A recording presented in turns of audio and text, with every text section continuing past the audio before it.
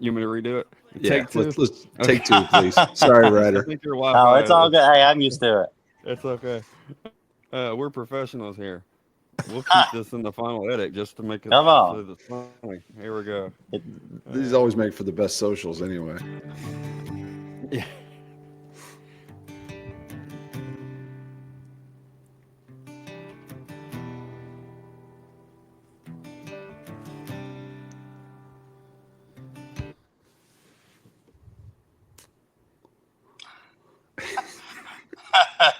that C chord don't like them. Boy, it doesn't, does he? Well, in case y'all are wondering, that song is called Texas to Tennessee, and you have joined the Texas to Tennessee podcast. My name's Steve. This is my friend Soul Gravy over to the left, maybe. And below, the important guest is Ryder Grimes. We've been looking forward What's to up?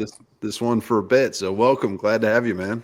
Good to be here, man. Yeah, it's. I've been looking forward to this one. I know that first time we were going to do this, I ended up getting sick, but I'm not sick now. We're good to go. So it's good to be here. Thank y'all for having me. Our pleasure. Our pleasure. I tell you what, maybe for some of our viewers that aren't super familiar with Ryder Grimes, could you give us maybe a brief background? Tell us a little bit about yourself. Definitely. Well, my name's Ryder Grimes. I'm from a town called Poetry, Texas. I'm a Texas, Nashville recording artist. Out here in this little bitty East Texas town. I've been out here my whole life. Been writing music for a long time. Been performing music for a long time, and eventually, just all that years of hard work in the in the woodshed, working on things and on the stages and the clubs and the bars. Growing up with my dad, it kind of turned into a career. Great songwriting career. Great, career as a singer. I'm very thankful to be doing what I'm doing, and yeah, man, getting ready to go into a busy 2025. 10 years ago, I wouldn't have thought I'd ever say that, but here we go. I got my own good crew rolling with me. Got a lot going down, man. Got a new record in the works, all that good stuff. So, man, very thankful to be in the position I'm in. Owe it all to the Lord above, man. It's a very good spot to be in. I'm very happy to be here. And a little backstory about me. That's pretty much it, man. I come from music, and I'm very thankful to still be doing it because if I wasn't, I'd probably be in weather school right now. So there's my little backstory right there. Perfect. Perfect. Well, this is Try to usually keep it short. no, that's perfect. This is usually the point where I list off famous folks from your hometown. Um, I think Ryder Grimes is the famous person from your hometown. Man, Is that correct? I don't think anybody else has come from here. I don't even think most of the common folk have come from here. I think it kind of just. I know there have been some that have been here for a long time. I mean, we've been here over 100 years, but we just Right. became a town in 2020, so 4 years ago. Okay. So yeah, I don't really think anybody famous is here. I heard a rumor. I don't know how true it is. I've yet to talk to the man himself, but I heard that Ray Wiley Hubbard lived here for a while. Like I Oh, said, I've cool. not confirmed or denied that, but Yeah. I have heard that. So maybe one day I'll get to ask the Snake Daddy if he is from East Texas, Poetry, Texas, to be exact. And Oh. maybe there will be a first famous person because I dang sure ain't famous, but I'm trying. Well, that's awesome, man. For those that maybe aren't familiar with Texas geography, 10, 15 minutes north of Terrell. Is that right? That's right. Hey, Okay. Terrell on our podcast. I love to hear that. Yes, Yeah, sir. yeah, for sure. I'm a little Okay. bit north of T-Town. Very cool. So you kind of alluded a little bit to this, and I'll try to point out the things that I'm aware of, but I'm sure there's a bunch that you can tell us. So emerging artist of the year last year, Yes, sir. and then songwriter of the year, Texas Country Music Association this year, correct? That's right. Yes, sir. Those But are. it's go ahead. Oh, I'm just saying that's. I mean, there's a ton of talent in that organization, so you should be super proud of that, which I'm sure you are. Man, it's definitely been a good 2 years for my camp for sure. I haven't done it alone. I've had a great team of people behind me, helping out behind the scenes. Is anything you got to have a good team, but man, it definitely has been a good year, a good 2 years. A lot of nominations, a lot of awards that I don't think I've deserved, but I've worked very hard and I'm very thankful I've received them, man. And like you said, a lot of great talent and all that, and I'm just thankful to be recognized for that because I believe in the art and the power of a good song and that's why I do this, man. It's to write songs from my heart that will hit other people in the heart. So to have a song win the Songwriter of the Year award is Right. a really big honor. And when I got that news, because they kind of released that one before they released the big awards. So that was public knowledge before the show. Right. And man, when I got that, I'm like, dude, I've been nominated for a lot of cool things. I've been up for a lot of cool awards. I've been a part of a lot of cool stuff like that. But to get recognized as a songwriter of the year is really kind of my passion, man, because I wouldn't be doing this if it wasn't for the songwriters I looked up to: Dean Dillon, Frank Dykes, Brent Anderson. Man, there's so many good ones. I can't even name them all on two hands. Yep. So I owe it all to those guys, man, and I'm very thankful to get nominated for stuff like that and to win it, man. It's a big honor. So definitely a good 2 years. Very cool. So this is the weird question that I will ask you tonight. I will try to keep all the rest of them. The rest of them to be semi-normal, but this one helps me kind of, I guess, figure out in my head what direction to go. So I'm going to give you a pie, and I want you to divide it up into 4 sections. All right. So you've got songwriting, you have recording, performing, and then the 4th slice of pie is the business. Everything else in terms of running your own business. Where do you, I guess, first off, where do you naturally gravitate? Is there one of those areas that you gravitate to? And then where do you, I guess, enjoy spending your time, and maybe where you focused on, if it's different slices or whatever? I know it's a strange question, but no, that's a great question. Yeah, I mean, man, honestly, and I've really taken it back this past, back 2 quarters of the year. Man, I've honestly really enjoyed spending it in the business side. And I tell a lot of people this, a lot of young people that are really trying to get started, like, hey, what do I do? My big thing, and I learned this from Toby Keith, a bunch of interviews that Toby did in the past, and God bless Toby, may he rest in peace. I've learned a lot from that man. But one of the biggest things I feel like he always talked about was be hands-on in your business. You cannot be a successful business person with somebody else running your business. And I'm all for having the help. You're good. Just keep rolling. He'll hop back in. No, go ahead. Oh, I've got plenty of questions, so you can just keep rolling. No, man, I'm all for help and having a good team, but I feel like you need to be involved in your business some way, somehow. And I learned a lot of that from those Toby interviews, that he was always a part of something in his business. And I feel like that makes you a good leader. So definitely the business side, learning a lot, meeting managers, meeting A&R people, meeting writers, meeting publishers, meeting all that, dude, especially spending time in Nashville like I have, just getting to meet all those great people and to put myself in rooms with those people has really been the big thing for me lately. It's been fun getting to know that. And I always said when I came into this, I want to know every side of it, just in case this doesn't work. I don't plan on having a plan B, but if I have to, I'm all down to go be another part of the music industry. And that's what I'm doing for myself. I didn't go to college, and I want to be in the music business. So whether I make it as a singer, whether I make it as a songwriter, whether I make it a businessman in this business, I want to know what I'm doing in all aspects. So definitely the business side has been interesting. It has been challenging, but it's been fun for the most part. And, most of these people are all good folks, man. So definitely enjoying the business side, but, on the leaning on that side. But as for where I like to spend a lot of my time, it's kind of a mix of all 3, man. I know you said choose 2. It's okay. But, man, honestly, for me, because I love music so much, I love to be, and this kind of goes back to the first answer I gave, I love being hands-on in everything that is happening with what I'm doing. I love to write songs. I love to record songs. I love to perform. I've built a very good band that I'm very proud of. So getting to spend time with them and be on the road with them and be on stage with them is obviously, one of my, my biggest number ones, man, because I've worked very hard to get the band that I've had. And God has blessed me with some good players in my life, but it's the same in the studio, same in the writing, the writing circles and stuff, man.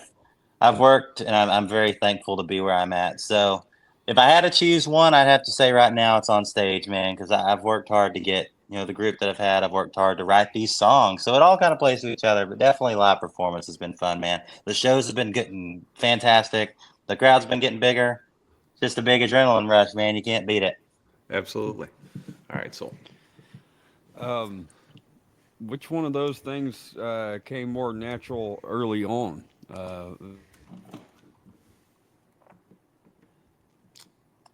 I think his question, I don't know if he cut out for you, but I think his question was, which one of those areas did you gravitate to initially? Yeah, That's apparently kind my of what I Wi-Fi. caught. Yeah, apparently my Wi-Fi is being really screwy. It Hey, keeps man, I live out here in the disconnecting country too. You're from good. I TikTok too. understand. But no, man, honestly, I think what I gravitated towards, especially as a kid, was performing in general. And it was mainly because my dad did it. My dad played in the local bar scene, from when I was at a very early age. He wasn't trying to do it as a career. I mean, my parents had a very successful business, and that was their main focus, obviously. But my dad's escape was playing music on the weekends with his friends. And that was kind of my first love for music, besides just hearing it, around the house and stuff from all of my family members, getting to see my dad play those same country songs I grew up listening to on stage with, people I knew was the biggest kind of whoa, like this is cool moment for me because it's like these are normal people. Like that's my dad, and those are like the men that raised me and taught me who I am, today looking back on it. But at the time I looked up to those guys. Those were my idols because I didn't have nobody else, man. Those were my heroes. Those were my Merle Haggards and my George Straits and my George Jones was my dad and his friends. And my goal as a little kid, man, from the start was to play on stage with my dad. And I'll be damned if I was going to do that. And I fought, man, I would sneak my guitar. Like, this is before I knew how to play. But on the shows my dad would let me go to that I could get into, like we have a restaurant, down the road, and I owe a lot of my career to this place. Sweetwater Grill is the name of it. Y'all go check it out if you're in Right. the East Texas area. But my dad used to play up there, and it's a family friendly place, and he would let me come with him. And I would sneak my electric guitar because Brad Paisley was my first hero. I wanted a Telecaster and I wanted to have a Paisley pickguard. So I finally got that. I got my cheap old Squire Telecaster, put the Paisley guard on it, and I would sneak it in the back of the truck to these gigs. My dad would be like, man, you got to learn how to play acoustic before you can just start playing electric. I had no clue. I just wanted to be on stage. So one night he finally let me get on stage, didn't plug me in. Like that's how bad I was. He put me up there and acted. I think they plugged one end of the cable in and didn't plug the other one in. But man, I didn't care. I was on stage and I got to achieve my goal, which is getting on stage with my dad. And however many years later, when I finally learned how to play guitar, they let me play live with them. Right. And man, I've been hooked ever since. So definitely the performance aspect was the first part, and it's really because those were my first heroes, and to see them playing music by guys that later became the reason I write and the reason I sing was the coolest thing as a kid. I thought, dude, I was the coolest kid on the block in my head. I mean, like I got Yeah, to for play in the sure. honky tonk at 8 years old. Like, I'm sure That's looking back now, badass. my parents are like, man, shouldn't have put him in them bars. But man, I'm very thankful that I got to be in them bars growing up. So definitely that. I love performing, man. Yeah. What about on the writing side of that? When did that start to creep in? Is that something Dad did too, or was he pretty much the on the cover band side of it, and you picked it up later? Man, he was more on the cover band side, but I owe a lot to my dad and the cover songs by the artists that they played for the reason I song right now. Growing up, he listened to a lot of the like classic '60s, '70s country, Johnny Paycheck, George Jones, Waylon Jennings, Willie, all those good guys and girls. And growing up, that's all I heard. And then, of course, as time went on, I started hearing the new stuff, and I love it just as much. But majority of the music I heard when I was a kid was mainly Merle Haggard and George Jones. Those were the two I heard all the time in my house when I was with my dad. And my first hero, like big time, legit famous hero, was Merle Haggard. First song I ever sang on stage was Working Man Blues, and I was hooked ever since. And I always, credit a lot of my songwriting back to, the first inspirations of it back to Merle, man, because Merle is just one of those guys that could write a song like nobody's business. He lived it all. He went to prison. He was homeless. I mean, he got to do it all. And really, as I got older and started to really dig deep in these songs, going back all the way to the 40s, even Marty Robbins and all that good stuff, all the way up to now, it truly is an art. And it didn't hit when I was young. It hit as I got a little older. And one night, I tried writing songs. I could never do it, but I was a talented poet writer. Like, dude, in school, I could write poetry like nobody's business. I'm like, okay, I'm doing something right. I'm not the best songwriter in the world by any means. I'm not even close to a good one. But, I could write poetry, and, my teachers were like, you should write songs if you love music so much. And man, I just tried and tried. And finally, I wrote something that stuck. And sure enough, that song went number one in Texas 3 months ago. And it was the first song I ever wrote. And it kind of came full circle like that. So I'd say that was about 7 years ago I wrote that song. And to see it come full circle and go number one and, be out to the world is really a cool thing to me. Yeah, I bet so. Yeah, Yeah, Definitely. I bet yeah, so's right. yeah. No, I'm yeah, honored, man. It was one of those deals I didn't know it was going to happen, but I'm very thankful it did. Got a lot of people to thank for it. It definitely was not done by myself only, but Sure. definitely cool. yeah. But it still had to be a solid song for everybody to you had to do your part as well. So, Man, that, definitely. But did that start a fire on the writing side, or did it is it still did that get you even more motivated to be on the writing side, or is that still a work in progress? Well, man, I guess it's always a work in progress. oh yeah.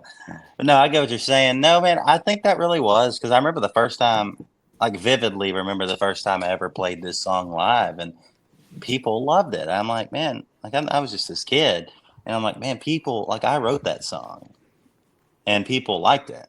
That's cool. That was kind of the deal. It was like, okay, like I can somewhat fake my way through this and try to be like these guys I looked up to. I'm going to keep doing this and just keep practicing, man. And now I try and write at least 2 songs a week, and I do exercises for writing. And then songwriting has very much become a passion, a burning passion in my life. I mean, next week we've got 2 to 3 writes. I wrote 2 or 3 times a day this past week, but now it's like next week I got 3 writes. So I'm gonna start doing that, every other week. And you just got to keep going, man. If you want to be a songwriter, I feel, and I've learned this from a lot of folks that you can't stop no matter what you're doing. Just write 2 lines down. That's one of the drills I do actually now is I'll set my timer for 5 minutes and tell myself, okay, just write and see what I come up with. And some days I'll come up with 2 lines. Some days I'll come up with a verse and a chorus. Like it's just, I've had ways of exercising that have kept it fresh for me. I always find something interesting in songwriting. So it's definitely still a work in progress, just like anything, man. Nobody's perfect in anything,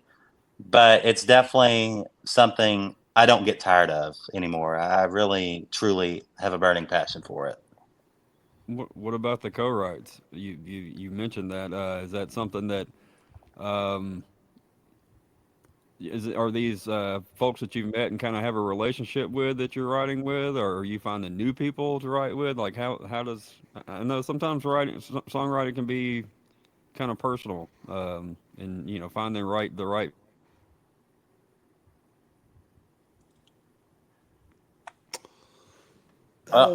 Did you? I don't know how much of that you got, but I got pretty much all of it. okay, He was all just right. asking about. No, you're all good. You're all good, man. I get it. Trust me. 2 years ago, if this would have been me on here, y'all would have been so tired of me cutting in and out. You're good. But no, yeah, my Wi-Fi sucked. But you're all good, dude. But no, on that, co-writing is definitely a big part of my career. I mean, the song, and I know we're going to talk about it. I'm gonna kind of give a little break of the ice already of it because you brought this up. Um, the song that's at radio right now at number 16, I think, that was a co-write, but that was just the deal when you said, like, do you know these people? Some of the writers I co-write with, I do. And in the case for my song, One More for the Ride, that's at radio right now, I was up in Nashville at the local hanging out. My friend was like, hey, you need to come meet this songwriter. His name's Richie Brown.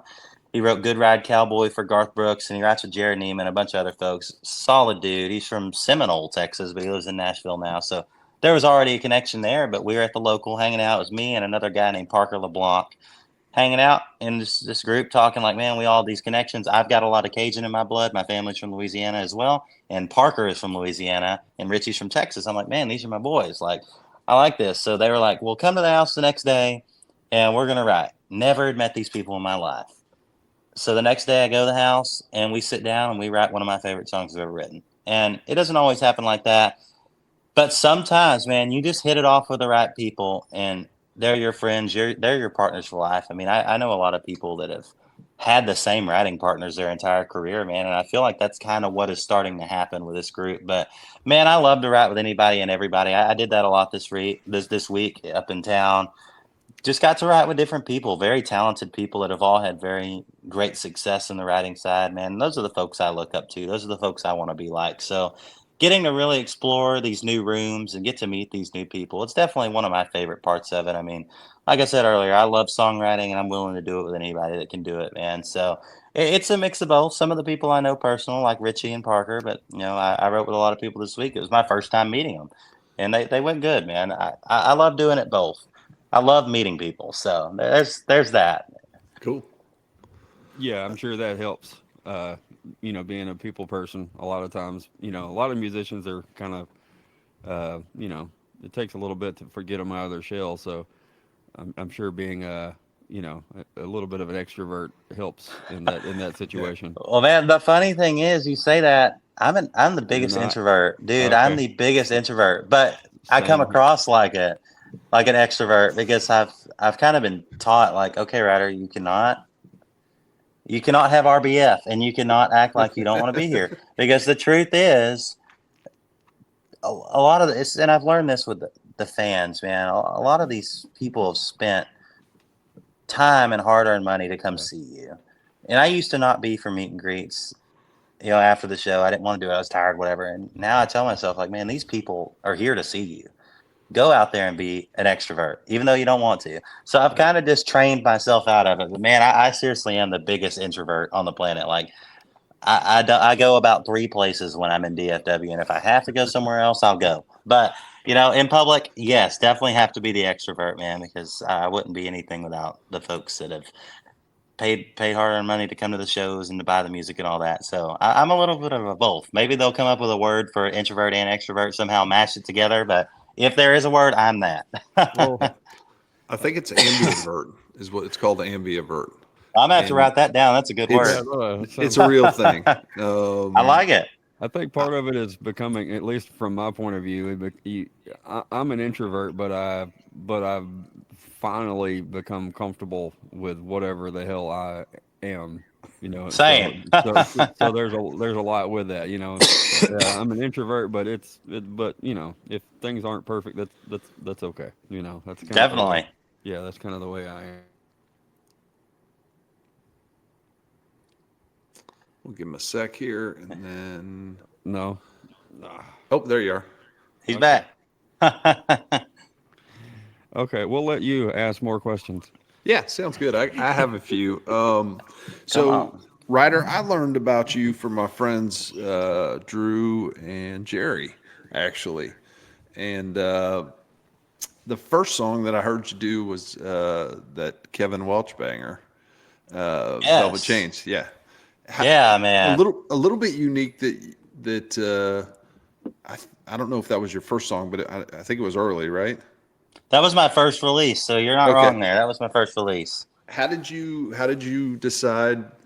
Because obviously you had this other one that you'd written when you were younger. How did you decide that you were going to lead off with that? Because I mean, you did an amazing job on it. And if Thank y'all you. haven't heard it, make sure and go listen to Velvet Chains. But how did you decide that was going to be kind of the lead off? Well, man, yes, I did write 8 Seconds at a Time, which is the first song I ever wrote. I wrote that first, but originally that was going to be our first push to radio, first push to streaming, first push to like, hey, this is Ryder Grimes. But I was working with Daryl Dodd at the time, my producer, at the time, great friend, Texas legend, music legend in general, man. Very For proud sure. to call him my bud. But I was working with him at the time, cutting my first record, and we were kind of not even record EP. Like this was the very beginning for my actual career, and we were working together. And like I said in the beginning, classic country is in my blood, man. I grew up on it, and that's my heart and soul. So when we were putting together, I wanted to do a 4-song EP just to kind of give people not too much, but just a little bit of taste of what was to come. So basically, what me and Daryl were talking about, he came over to the house, and we were talking to kind of discussing because we were going to the studio, and the next week, and I was like, Daryl, I've got these 3 original songs that are good that I want out there, but I've got, I want this last song to be a cover.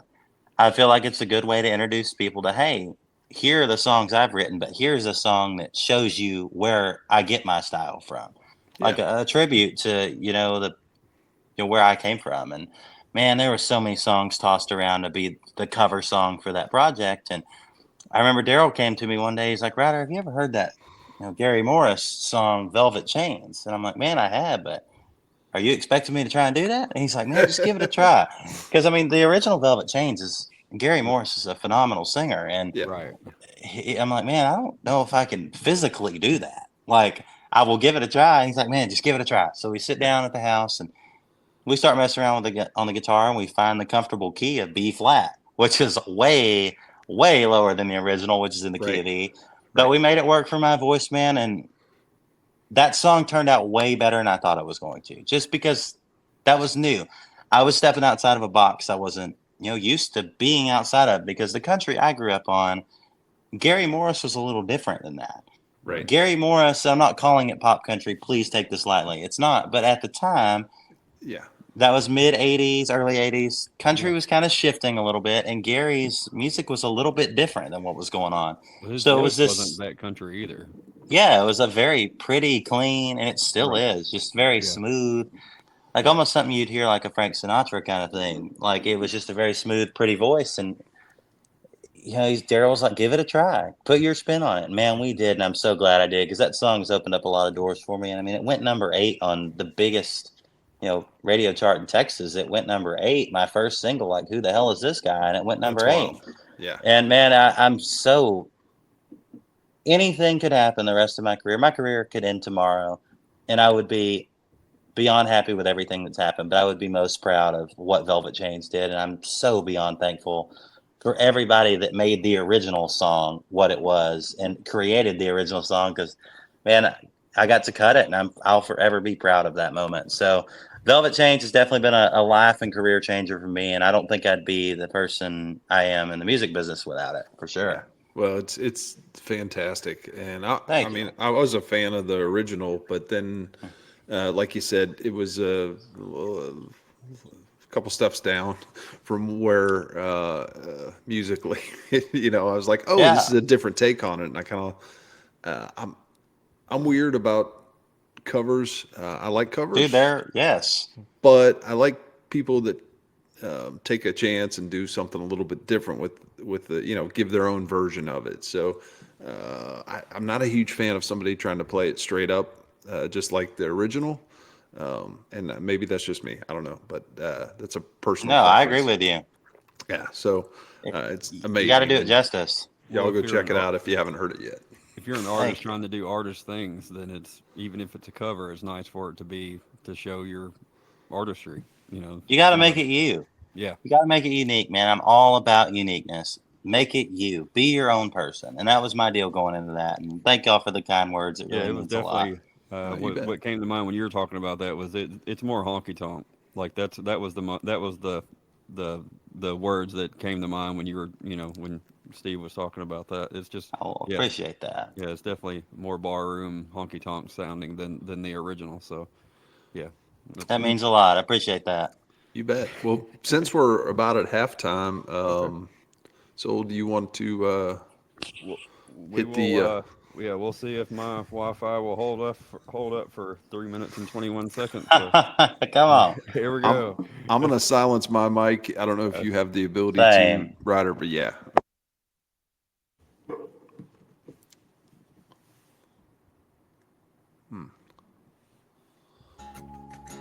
There we go.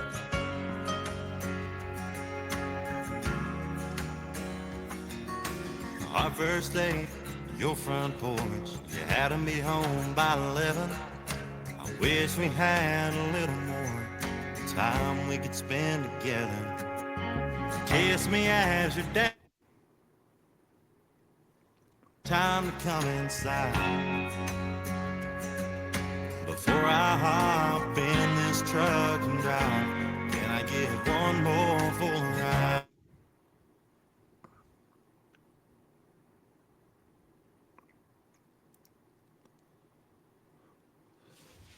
As soon as I get home, and just so you know, until the end of time, the kiss is gonna be on my mind. Before I have to go and say goodnight, can I get one more full ride?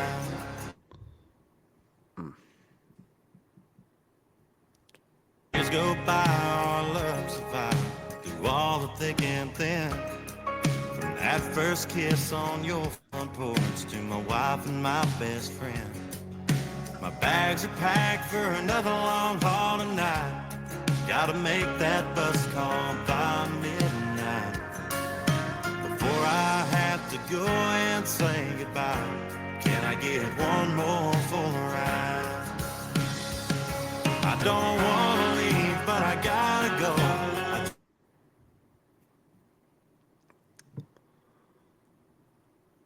Home. And just so you know, till the end of time, your kiss is gonna be on my mind.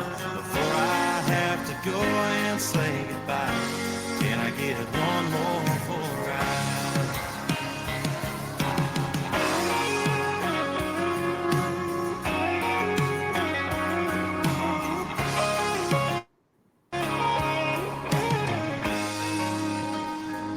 I don't wanna leave.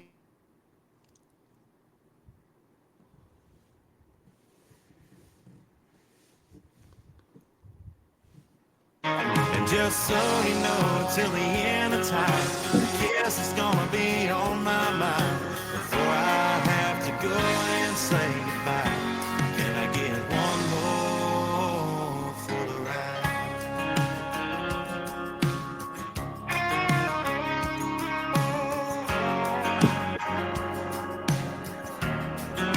One more for the ride.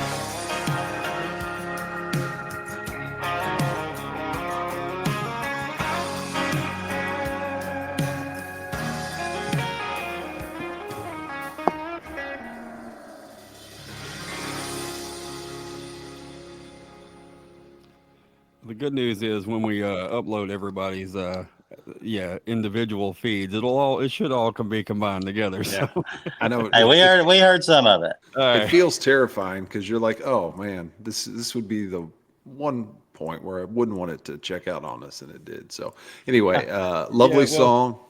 Thank you. Yeah, definitely. It was a great song, man. You said you had a little bit of a story. Yeah, and I kind of already broke the ice on it earlier, but it was just too good in the moment not to tell. But man, that song literally came out of nowhere for me and for everybody else in the room. Like I said, I wrote it with my dear friends Richie Brown, Parker LeBlanc, and then another guy by the name of Trey Gallman. 2 Louisiana boys and 2 Texas boys get in a room together. What are you going to get? Yeah. That was kind of the mindset going in, man. It was really cool. But, it was just that whole deal. I didn't know these people going in. I had no clue. I didn't even know Trey. Like, Trey just showed up the next day. And basically, I was at the house there at the Airbnb. And Richie, I swear, and I still get on to him about this because we cannot decipher who told who what. But he's like, be there at 10 the next day. He told me that. The first day when I met him, he's like, well, we'll ride at 11. So the next day at 10 o'clock, I'm about to Uber. He's like, where are you at? I'm like, you told me 11. So I was an hour late to this ride, but we still love each other. I was an hour late to this ride. I show up and he has a really cool riding room. He's a big Dallas Cowboys fan. We will not discuss that. Oh boy. But he's a big Dallas Cowboys fan, and I love you, Richie. We'll discuss that on another podcast. Anyway, Fair. so he sets the room up. He turns on his Dallas Cowboys ambiance lights like it's blue and silver. It's really cool, actually. From a Saints fan saying that.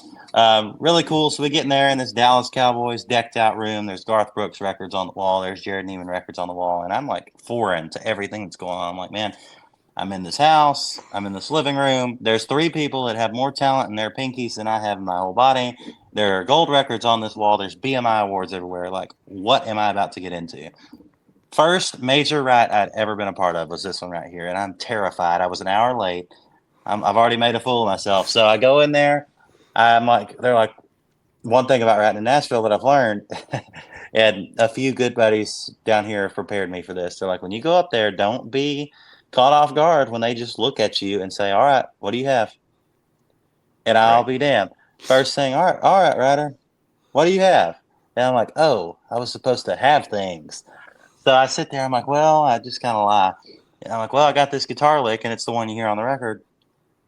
And I start playing it, and they're like, man, I like that. I'm like, okay, cool. Ice is broken. I'm good. We can forget that I was an hour late to this ride. Right. So we kind of break that, man, and we all just kind of toss ideas around. I'd wanted to write a love song because at the time I hadn't written any. I was on this big sad song kick for a while, and I'm very happy. My personal life is great. My professional life is great. Like, I'm a very happy person, but I'd been in this mood of writing these sad songs, man. And finally, one day when we went to that write, I'm like, man, let's get out of this. Let's write something happy. Let's write something good. And it all kind of came together in about 2 hours, man. It was one of those rare occasions where first write together, we have no clue who any of, obviously they knew each other. I had no clue who I was, working with. And it was just one of those rare deals. And I've not had it happen again yet, but I've been writing good songs, most of these writes. You're always going to have a bad one or 12 in there, but Right. I've been thankful to be, getting some good ones down. But on this one, it was just one of those rare deals. We got done and we're like, man, that's a good song. Like, first of all, who the hell are you? This Ryder Grimes guy up here. And then I'm the same way back. Like, man, y'all are like legit. And then here's me just trying to do this thing. And basically it came out of nowhere, man. It literally came out of nowhere. Like, I didn't even know these people nowhere. And to this day, that is probably my favorite song I've ever written. And it's at radio right now. It's doing great at radio, man. And my goal is to get a number one for Richie and the boys up there. I know they're pushing for it. We've got a lot more songs that I've written with them coming down the pipe. So this isn't the last one you're going to hear from the TX Louisiana boys. But hey, I'm very proud of this one. I'm very happy to see what it's doing. So thank y'all for the love on it. You bet.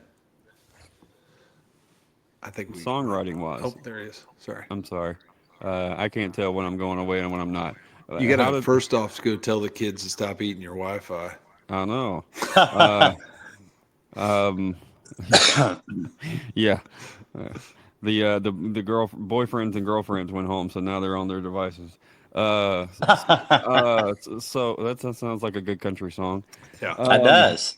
How did you get into that songwriting world in the first place, as far as like traveling to Nashville and and meeting those people? Like, for folks that aren't don't know how things like that come about, how did that come about for you? Well, man, I credit a lot of it to a guy that I've looked up for a long time in Texas, and his name's Randy Rogers of the Randy Rogers Band. I'm trying to get my timelines right, so it doesn't sound like I'm just throwing things out. But man, a lot has happened this year. I've forgotten a lot of stuff. Understood. But I opened for Randy about 2 years ago, I think. 2 years ago. Yeah, it was about 2. I've written mostly down here. Like, this is pre-Nashville for me. I was all Texas, writing down here, all that. But I'd opened for Randy, and Randy had liked me, I guess. And he's like, hey, Ryder, come talk to me. So we talked, and the first interaction I had with Randy Rogers was, so what you got? That was the first thing he said to me. I'm like, oh, shit. Like, that's intimidating, but I like this. Like, it gave me a challenge. Like, okay, this guy, he's listening.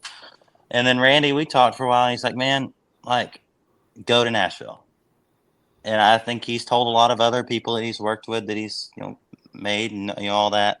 He's told them the same thing. Go to Nashville and go to work. And that was the first thing. He's like, if you need any help, let me know. But write songs, write good songs, write songs, as much as you can. Don't quit writing. I remember when I left that night, he said, don't quit writing. He said, keep going. So he's like, he told me to go to Nashville.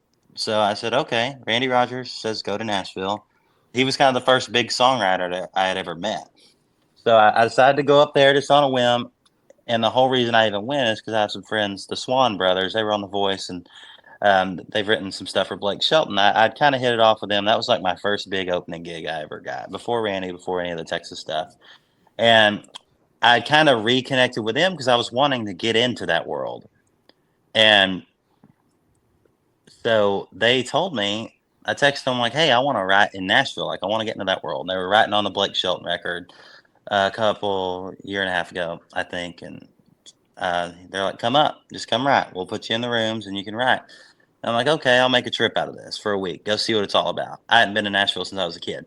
So I went back up there, and that's when I had some other friends that were from Texas up there like, hey, you need to come to the local, or you need to come to this place and meet these people. So I go to one of the freak shows, which is the big Riders rounds on Mondays and Fridays. I apologize if I get that wrong. Mondays and Fridays, I believe. But up there that Terry Jo Box hosts at the local. So I go to one, and one of my friends is there, and she's like, hey, meet Richie. And I met all these guys, and they're like, hey, let's write. And man, that friendship kind of sparked all that. So I got to say, Randy Rogers telling me to go up there and chase it down, go just show your face and meet people. between them, Richie, the Swan brothers, I have a lot of people to thank for getting me up there. But it was really that kind of deal. And man, ever since, just showing my face up there consistently has landed me in a lot of good places. And that's what I tell anybody, because that's what Randy told me. I tell a lot of people like wanting to get into songwriting, like, hey, like you should go to Nashville and just give it a try, because people can say what they want about Nashville. It's a great town with some great folks up there. I love it up there, and I go up there and I write the country music that I love and I listen to and that I play. And you just got to meet the folks that vibe with you, and that's what I've done. And I've been very happy to get to do that, man, because it's been good to do it between Texas and Nashville, because I write in the hill country. When I write in Texas, I write in the hill country, because between the Nashville guys and the Texas guys, Randy Rogers, Wade Bowen, Robert Earl, all those great guys, Kent Finley, one of my favorite songwriters of all time, God bless him. The hill country means just as much to me as the guys in Nashville do. So I love to bridge my time between writing in the hill country and writing up there, man, because I feel like I write two different kinds of songs. I love to write about Texas, and I feel like if you're going to play in Texas, yes, you got to have a fiddle in the band, coming from somebody that does not have a fiddle in the band. But Alabama said so, so I'm going to go with it. I always say, like, I feel like you got to have a song about Texas, or you got to play one in your set. So, I've gone down to the hill country. I've gotten to see the true beauty and just learn the inspiration, of my Texas made heroes. Get to see it firsthand. Go to Cheatham Street Warehouse, go to John T. Floors, go to Green, all those great places, and just drive around down there. I've gotten to write my Texas songs. I've gotten to write with some of my Texas heroes because of that. So definitely, I love my Texas writing and I love my Nashville writing. But I really kind of found the love for both the same way. Just going to those places and showing my face. I became friends with a lot of folks in San Marcos and New Braunfels because I went to Cheatham Street on Wednesdays and did Songwriter Circle. And it's like, that's just what you got to do. And like I said, that's what I like to tell people. They're like, hey, like, how do I get into this? On the Texas or the Nashville side. I'm like, man, just go show your face. You never know who you're going to run into. You're in all these places that just music is the backbone of the community there. And you never know. I'll tell people, if you're in South Texas, if you can get to San Marcos, heck yeah, go to Cheatham Street on Wednesday. I met some of my best friends there. If you want to go to Nashville to learn, go up there and just show your face. Go to the local. Go to all these spots where they're going to be writers, and just stick your hand out and shake hands. Go meet people. So, because that's the advice I was given. So that's kind of how I got into that realm up there. And the same down here. I owe it to a lot of people, man. And I'm very blessed to have had some great guidance in the early days. I mean, starting with Daryl Dodd, he was kind of the first guy that ever took me under my wing, and the rest is history, man. I've gotten to meet so many great people up there and down here because I'm doing what I'm doing, and it's truly been a fun ride. And there's been so much, and I could talk for another 2 hours, but it's just, I love to tell these stories because I'm so passionate about them, man. I truly feel like there's way more deserving people than me, but I'm very thankful that I'm in this position to be doing what I'm doing. So there's a little long extended backstory of that. No, that's okay. I mean, it's a different story than what we've heard from most folks that have been on the pod, but it's still earning your stripes and putting in the work. Is Yeah. how everybody gets in the scene. It seems like. So. Dude, you got to do it. You got to put in the work. Can't be lazy. And that's what I told myself this year. I said, Ryder, going into the year, I'm like, a lot has happened last year. I said, I know it seems like I can slow down, but I told myself, I said, you need to get busier. Whether that's doing radio tours down here, driving up there, or driving to San Marcos every week to go to Cheatham Street. Like, dude, that's how determined I am to do it, man, and to meet these people and to just earn my stripes, like you said. Pay your dues, man. I'm willing to get in that Dodge truck out there and cover some miles, because it's what everybody I grew up listening to did, and I'm willing to do the same, man, because I just want to do it the real way. I want to do it the authentic way, and I'm very, very thankful to have been surrounded with a lot of people that have done that. So it got me that fire for sure. I told myself, like, dude, don't slow down. You can slow down when you get a little older, but you're good. Right. When I've kind of made what I want, but right now I've not gotten there. I'm still chasing it, but That's good. That's very a thankful. Great attitude to have. I'm always, I shouldn't say, I'm not surprised anymore, but how many stories I hear about Randy as a mentor. And I don't know, I just, I guess he consistently comes up, and I'm not sure everybody outside the industry is aware of how involved he is in some, he's involved in a lot of different things. That is no lie, dude. That guy's busy as all get out. And I didn't know that until recently. I'm like, damn, like Randy Rogers is a busy man. Yeah. But I mean, look what it's made him, dude. I was at the Cheatham Street 50th anniversary party a couple weeks ago. Like, Nice. how Yeah. awesome is that?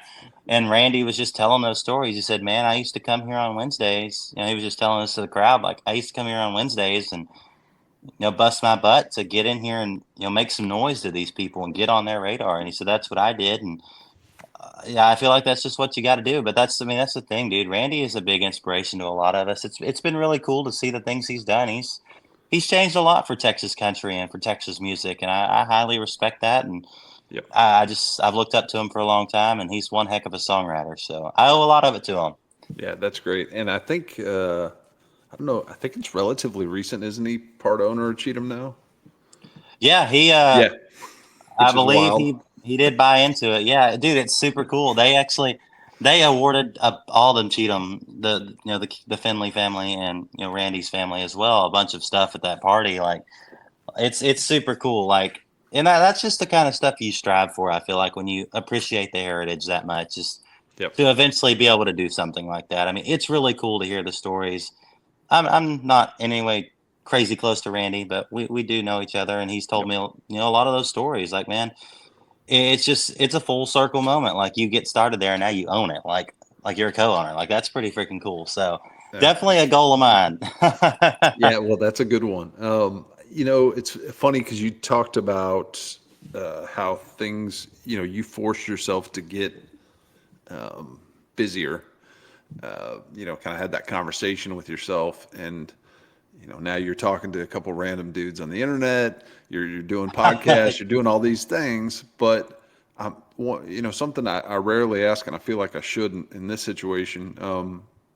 How do you go about organizing your time? Do you have somebody that kind of helps you with that, or is this just something that you've learned as you've kind of gone through, or because I know you've been really, really busy. Man, I definitely have, and I'm very thankful for it. But I do, and I have a very fantastic assistant that recently has been hired on, Nice. by me to help out with a lot of my bookkeeping and my scheduling and stuff, man. And she has really been a godsend for sure, because a long time I told myself, I said, Ryder, you don't need help. You can do this yourself. And I quickly learned you'll drown. There is too much to do, and there's too many opportunities to miss to not have some help at the point that I'm at. So I brought her on, man, and she's been a lifesaver for me with my scheduling. And there's a bunch of folks, that help out behind the scenes, booking agents and everything that just I recently learned after she forced me to get on there. Thank you, May, for doing that. She's like, Ryder, for the 6th time, and you were doing it, I will come set it up. You're getting on Google Calendar. And so my booking agent's the same way. He's like, you're getting on Google Calendar. So I was forced to be on Google Calendar. Thank you to both of you, great folks in my life, for putting me on Google Calendar. Because, dude, that's a lifesaver, and that has helped me organize my life greatly. But no, man, she's definitely been a big help in that. And it's nice to be scheduled, because I was running myself ragged there for a while. I still run myself ragged, but I'm a little more rested doing it, because I don't frantically schedule things as much as I used to. But yeah, I know May a little bit. So, and she's wonderful. So shout out to May. Man. Yeah. One of the questions that I had for you is, I guess I want to know, is there anybody who you go to for unbiased advice? I know you have a lot of supporters and a lot of folks that are going to tell you that's the greatest song I've ever heard. They're there to support you, but occasionally you need somebody that can give you that unbiased advice. Do you have anybody like that in your camp? Man, I definitely do. I mean, definitely May's one of them. She's seen it, she's done it, and I've known her for two years now, and she's been there every step of the way. I mean, I have a lot of very, very close people to my heart that I go to for that have been around and have done the things, man. And it's a group of about 4 or 5. I mean, okay. My guitar player, who is my neighbor, who's one of my best friends in the world, is one of them. And I have a few other folks that are just like the closest people in my circle. I keep my circle very small for a lot of reasons. And that circle of about 4 to 5 people is my go-to for, hey, how's this? What do you think about this idea? Right. and they're not even people that are employees or, I hate to say that word because I don't feel like I deserve to say that word, but just people that work with me or work for me or whatever you want to say. Like, they're not even that. Like, a lot of it's just people that I've let in my very close circle. And like I Yeah, that said, you that's 4 to trust. 5 people. And man, they will give me the truth. They will give me the God honest truth, man. And I would not be doing what I'm doing without it, because I feel like you got to have people like that in your circle, no matter if it's 10 people, no matter if it's 2 people, no matter if it's one person. I mean, I feel like you got to have somebody that's telling you the 1000% truth, because there's a lot of sugarcoating in this business. I've learned it the hard way. And, I've realized that you got to have people that'll tell you, dude, that sucks. Right. Or I've maybe been not right so now. thankful. Yeah, like just that. I've gotten that answer a lot. And it's just nice to have people that go, Ryder, what are you talking about? Like, quit thinking in clouds, get to reality. It's nice to Right. have people in my camp that'll do that. So definitely that group of 4 to 5 very close friends that are near and dear to my heart is my core support, man. And of course, my family, but Yep. on the friend side of things, definitely that. But yeah, Ryder, good folks. cool. Can you talk a little bit about kind of some of the things that you have coming up? I know you're excited about some new stuff that you have going on. So can you take a couple minutes and chat about that? Definitely, man. Yeah. 2024 has been a great year. A lot of cool stuff's gone on. A lot of songs have been written I'm very proud of. Going into 25, I think we have one more studio session before the year ends. We get randomly busy in December sometimes. We go to Vegas for the NFR, and Nice. usually I say, okay, this is going to be our last run of the year. Well, this year I decided to book like next week till the end of the year. We're stacked. So between me doing that and hunting, I'm not getting much done on the business side of things besides, obviously playing the shows. But I think we have one more studio session before 25 hits that we're going to go and finish up the record. I have 6 more songs to cut, and then Nice. there will be a 12-song album out next spring. That's what we're shooting for, mid-spring, for a full 12-song record. New branch on the tree. I've never done that before. I've done 7-song records. I've done the EP, and I've done singles, obviously. So Yep. 12-song records, a big leap for me. I'm very excited. I've got a great team of folks working on it. Got a great group of musicians playing on it. So definitely that, man. We are stacked with shows so far. I'm very, very thankful for that, man, because 24 has been a rough year, I think, for a lot of us since COVID, the Yep. economy, man, all that stuff that we could go into for hours. It shut a lot of people out, and I'm starting to see some hope again for touring next year. So I think I'm actually going to have enough to market a tour in 25, especially for the summertime, man. So new record, new tour, Nice. a lot of cool things, man. A lot of time up in Nashville, a lot of time in South Texas, man. Just beating the pavement, writing them songs. That's what I'm trying to do. So we can go into 25 with a killer set and a banging year, man. That's the plan. So a lot on my plate, but I'm very thankful. Lots on my plate, man. I'd be complaining if it wasn't. That's great. And would we anticipate a couple, 2 or 3 singles off of that album, or that may be too far down the road? But No, there's definitely singles coming, I think, and I've not told anybody this, but I know, I just don't know the date. I'm probably going to throw a dartboard with the Fridays in January and throw a dart, and whatever one it lands on be the day it drops. But I do have a new single dropping in January. The reason why I made that joke, I have no clue what day it's dropping. Obviously, it's going to be a Friday, but other than dates, I don't know what date it's going to be dropped. But yes, there will be a single in January, one of my favorites off this record. So figured, you know what, I'm not going to let the people wait. I want it out. So appreciate single in that. January, and we cut some acoustic, like full band acoustic sessions a while back up in Nashville with my, great team of visual people, and we cut that. Man, we got some high quality acoustic sessions coming of some new songs of some of my favorite old songs that I've cut. So definitely that. I don't know. I think they have those on schedule. At least one of those to be dropped by the end of the year. So there's some more music coming for sure. It's not going to be a musicless end of the year for us, but definitely we're going to start 25 off with some great music. So Nice. definitely Very a lot of music down the pipe. excited to hear. So, are Thank you. you with us? Yeah, Okay. There he Wasn't sure. is. I haven't left physically, anyways. Um, I was gonna. I meant to ask earlier about the band because you hit on that originally. You were talking about kind of the group of guys you have going right now. You know, talk about that because as far as uh, having the band that you're recording with and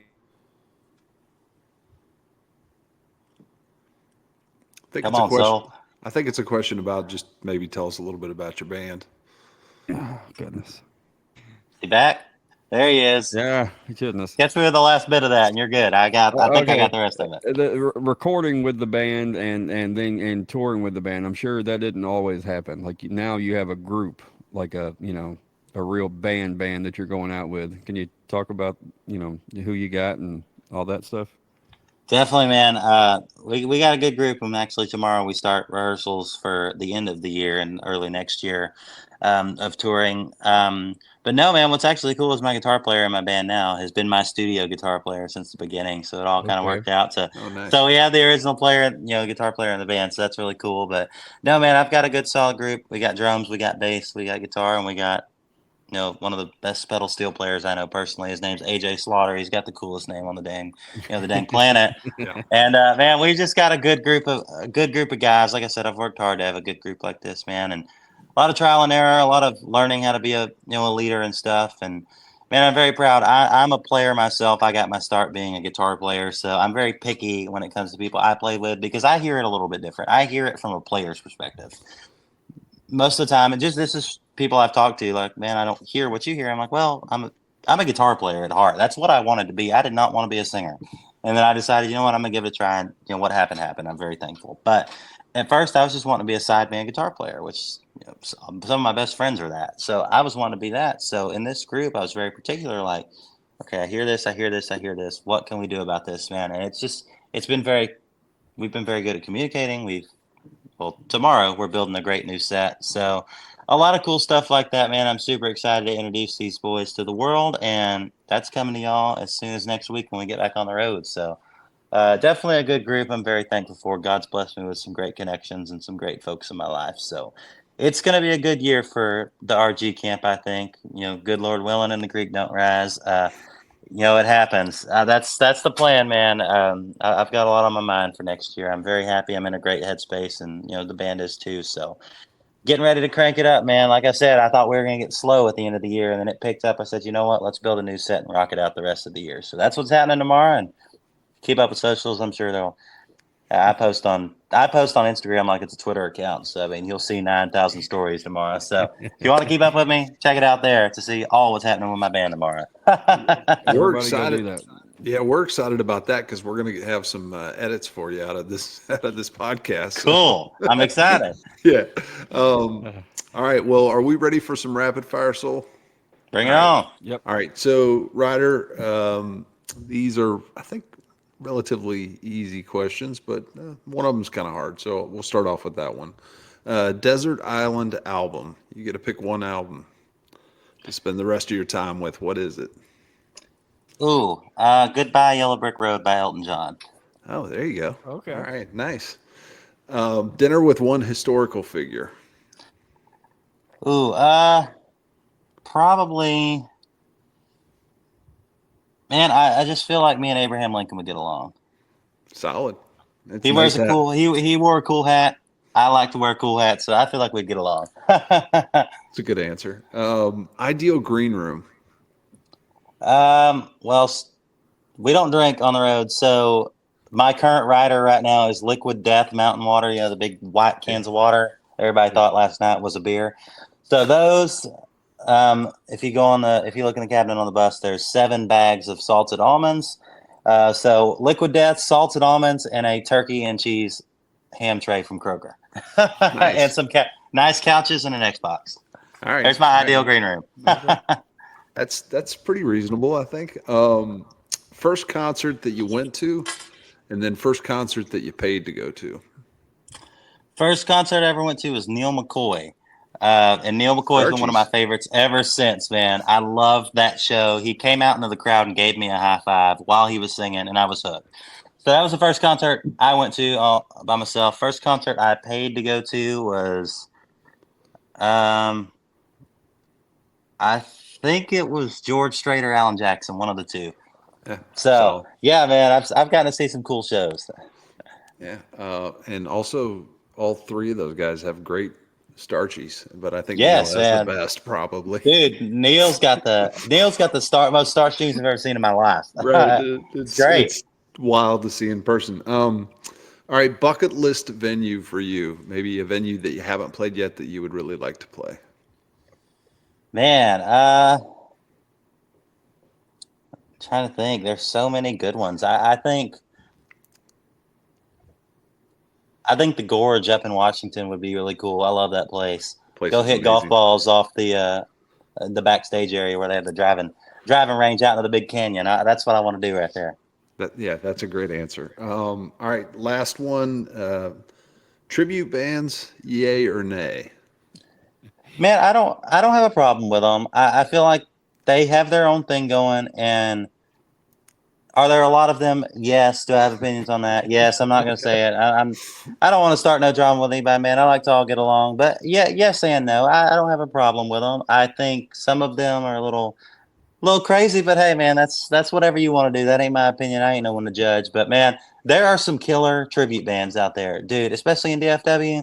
Like, good lord, there's some good tribute bands out here. So, yeah, I'm not gonna say my opinion because I don't want to make nobody mad, man. But I definitely feel like they have their place for sure, All right, and they're fair damn enough. good. Yep. All right. This next question. I'll set it up for you a little bit here in case Soul. I don't know if he's on or not. I'm but- here at the Oh, moment. He's okay. here. All right. Okay. All right. Go ahead, man. Sorry. We did have a question in the chat that I missed. That was asked, do you have a kind of a go-to song that if you're in a negative headspace, do you kind of have a go-to song to get you out of it? Ooh, I definitely do. There's a lot of them, but probably a go-to for me. Once again, I love Elton John. Crocodile Rock by Elton John. That song's just fun. It gets Yeah, you in a it's good fun. mood. So It's a lot of fun. I love that one. So that's kind of my good, get you in the good mood. And if Forget that the don't negatives, work, man. Just have a good time. if that don't work, there's always Saturday Night's All Right for Fighting. So That's my jam, dude.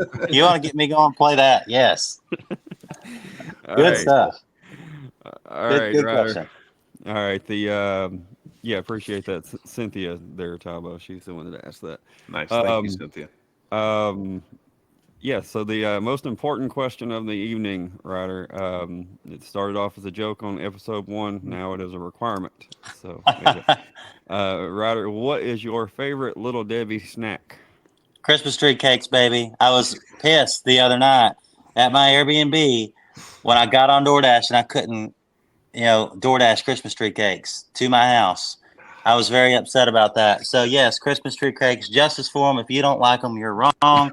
Cancel me for that. I don't care. No, man, I like them all, but I'm a Christmas tree cake man. I met some of my best friends in the world over a damn Christmas tree cake. So, and that's a true story. I will gladly tell it if we had the time. But no, man, Yeah, justice for Christmas tree cakes, man. Bring them back all year round. we have the time. We need more elaborate stories on Christmas tree cakes. No, dude, I was hanging out. I don't know if y'all know Win Williams, great artist, great friend. I got to open a show for him one night, and I'd always wanted to open for Win. This is when I was getting started, and at the time, his merch lady and his her husband Darius. It was Heather and Darius are their names, and they're still around. Some dear friends of mine.